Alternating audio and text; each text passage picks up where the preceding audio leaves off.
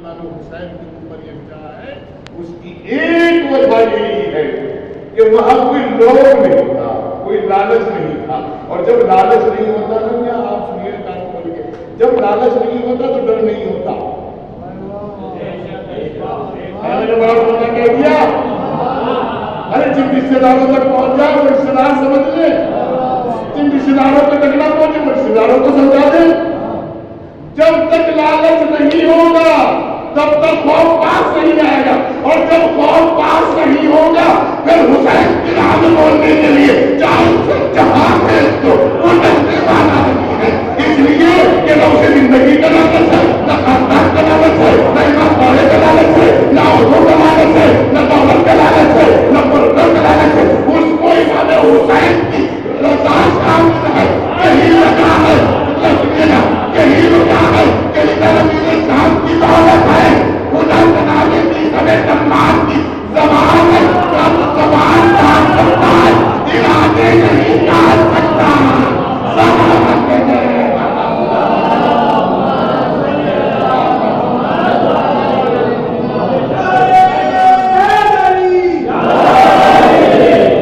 जबान काट सकता है, इरादे नहीं काट सकता। तो याद रखिएगा, जालिम जुल्म करके शरीर को, बॉडी को, जिस्म को खत्म कर सकता है, इरादों को खत्म नहीं कर सकता। यही सरकार इमाम हुसैन ने पैगाम दिया है कि यजीद अपने आप में बादशाह भी था, दौलत वाला भी था, सरवत वाला भी था, हुकूमत वाला भी था, सिपाहियों वाला भी था, असलाह भी रखता था, लेकिन वो ये सोच रहा था कि मैंने करबला में हुसैन को काट दिया, अब हुसैनियत कहीं तक नहीं जाएगी। लेकिन अल्लाह ने भी कमाल कर दिया, कटे हुए सब से तिलावत करके बता दिया, तेरी हुकूमत कामयाब नहीं है, उसकी हुकूमत का।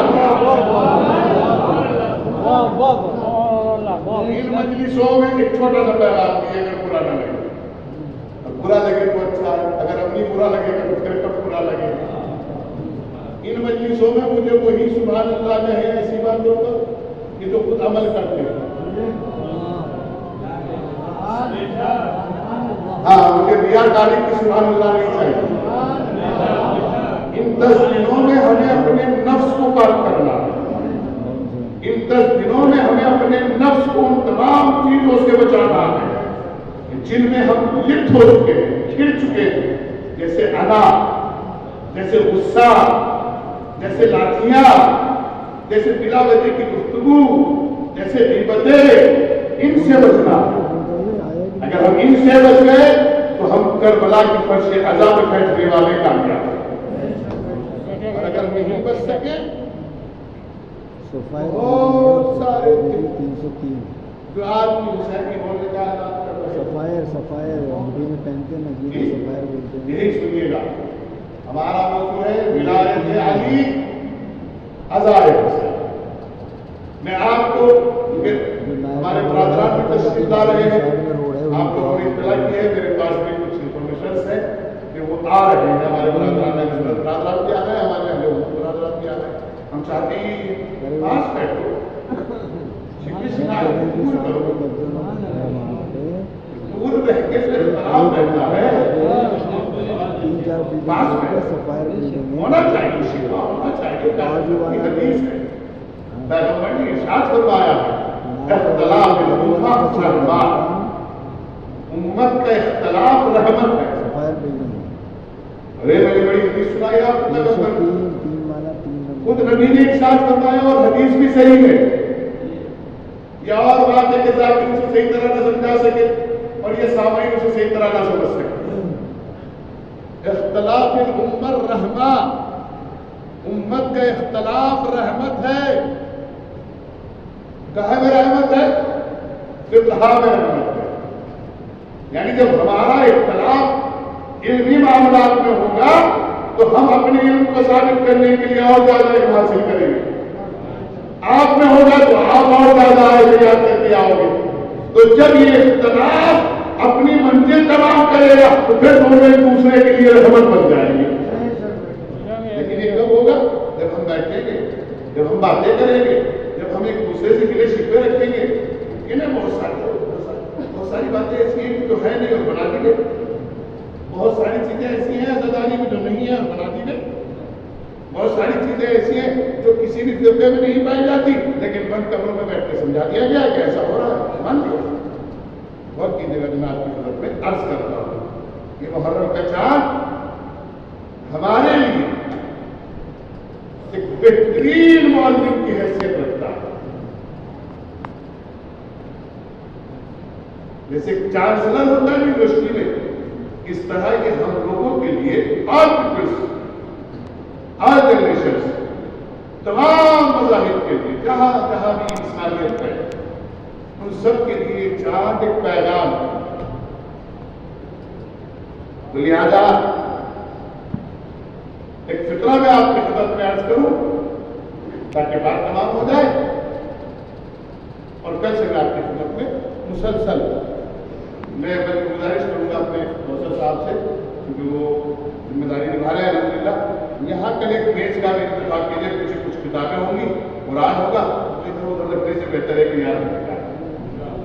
پھر میں آپ کی ضرورت میں کروں، آپ لوگ ہیں کہ آپ محرم کے چاند کا انتظار کرتے ہیں۔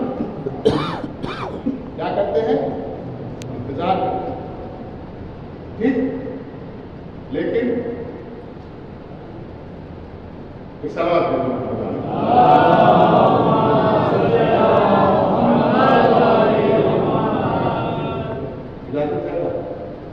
ہم سب عزادار محرم کے چاند کا انتظار کرتے ہیں، جی، لیکن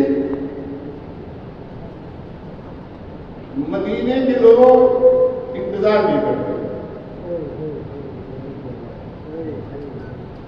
اس لیے کہ مدینے کے لوگوں نے یہ بات بتائی ہے، روایت بھی ہے، تاریخ بھی ہے کہ ہمیں محرم کے چاند نمودار ہونے کی خبر جو ہے 5ویں امام کے دروازے سے پتہ چل رہا ہے۔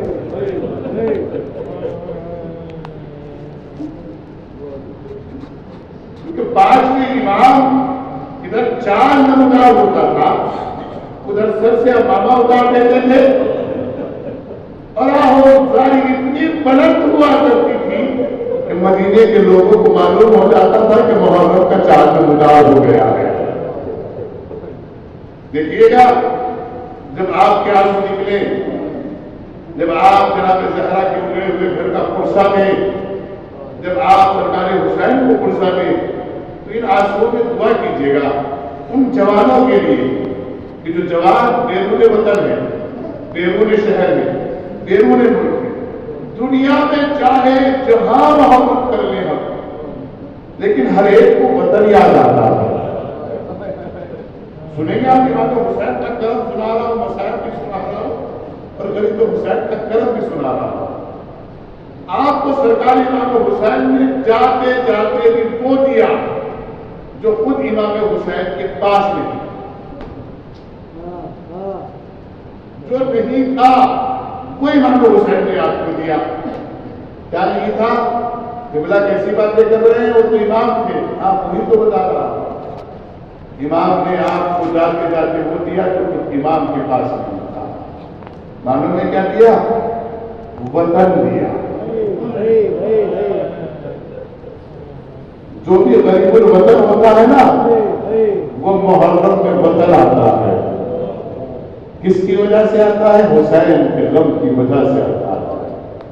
کیوں آ رہے ہو وطن میں؟ یہ تو غریب الوطن کا مطلب ہے۔ دوسری منزل پہ حسین ابن علی نے آپ کو وہ دیا جو خود حسین ابن علی کے پاس نہیں۔ کیا نہیں ہے؟ کفن میں آپ کو کفن دیا۔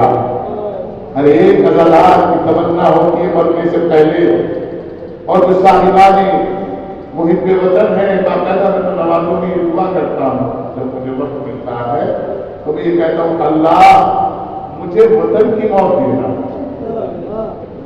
کربلا کا کفن دے۔ اور ایک آپ کے امام حسین خود بھوکے پیاسے ہیں، لیکن سرکار حسین نے تم میں سے کسی کو پیاسا نہیں دیا۔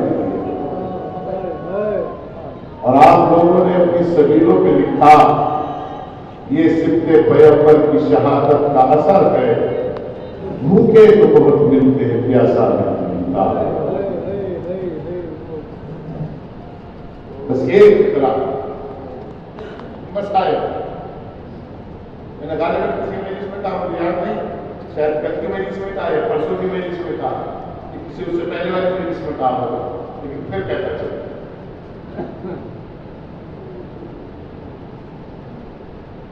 जब मुहर्रम का 4 नमदार होता है,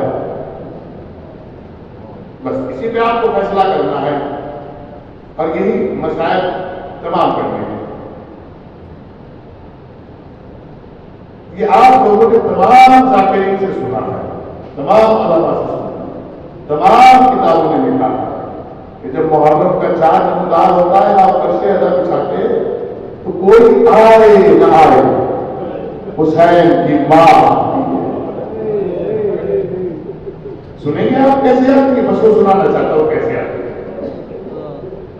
जैसे मुहर्रम का 4 नमदार होता है, टूटी हुई कब्र से दुआ करें जन्नतुल बकी की तामीर के लिए। आज भी रसूल की बेटी दिन की धूप में रहती है, रात की औस में रहती है। आप जानतों पे जाएं, वाला आपको तौफीक दे, तो जा चुके हैं, उन्होंने देखा है। हर एक रोजा बड़ा शानदार है, सोने की गुंबदें हैं, चांदी का काम है, हीरे लगे हुए हैं, दुनिया भर के बड़े बड़े ज़ायरीन आते हैं, बड़ा बड़ा प्रोजेक्ट करके जाते हैं।